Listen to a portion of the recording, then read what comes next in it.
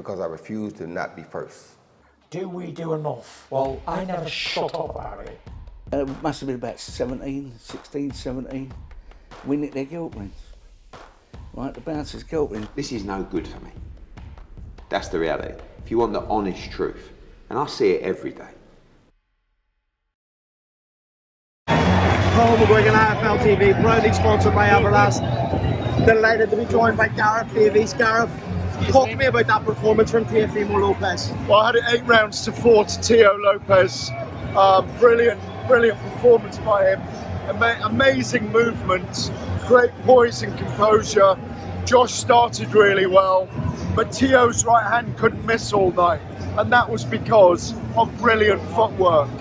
He thoroughly deserved it. We haven't got the result yet, by the way, but I've scored it 8 rounds to 4. Josh was out on his feet at the end, really valiant, never gave in. It was a terrific fight. We're all hoarse. There was so much excitement, but I think Teo put dents in Josh, but he didn't really put a dent in Teo tonight. He had his successes, he had some good rounds. He needed to win by stoppage in the end. It was a terrific fight. Congratulations to Teofimo Lopez. I think that's the best we've seen of him. Could we put that down to Josh's long layoff outside of the ring? Maybe, but Teo outboxed him in lots of ways, mainly by movement and composure though. So you've got to congratulate him on a brilliant performance. No one saw that coming apart from Bill Haney, who said that when he was in the amateurs he used to box like that, and it's been missing from his game. All credit to Teo, but taking nothing away from Josh. He gave his all in there tonight. A lot of people played on the fact that, you know, Teofimo was crazy this week. He said some things maybe he shouldn't have said. Do you believe maybe he's just that Mike Tyson kind of crazy, and maybe that rides him up to bring him to this level? I think they just like playing the heel. He had a lot of support in here. It's making a name for him. Maybe he fights Devin Haney next now. Do you think that's the fight for him next, Devin Haney? It's a great fight. Maybe Regis Progress? At 140. Or Regis as well.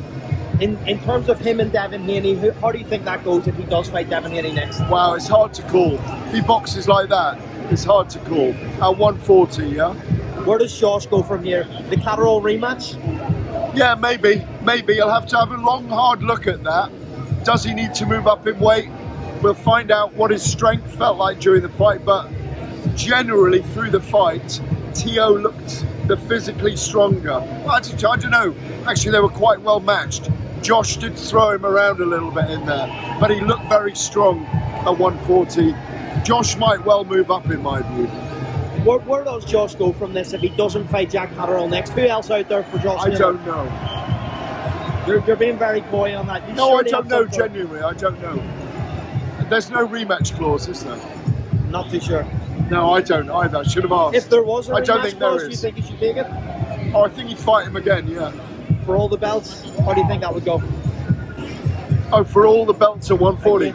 Yeah, that'd be amazing. Listen, it was an entertaining fight. Lopez was the dominant fighter in that contest.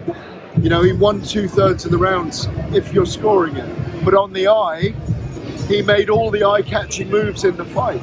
Josh worked hard, caught him at times. Let's see the result here, because I've nailed my colours to the mast.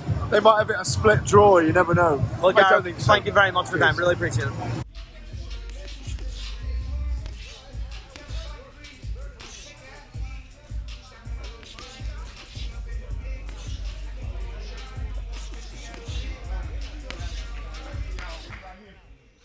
Because I refuse to not be first.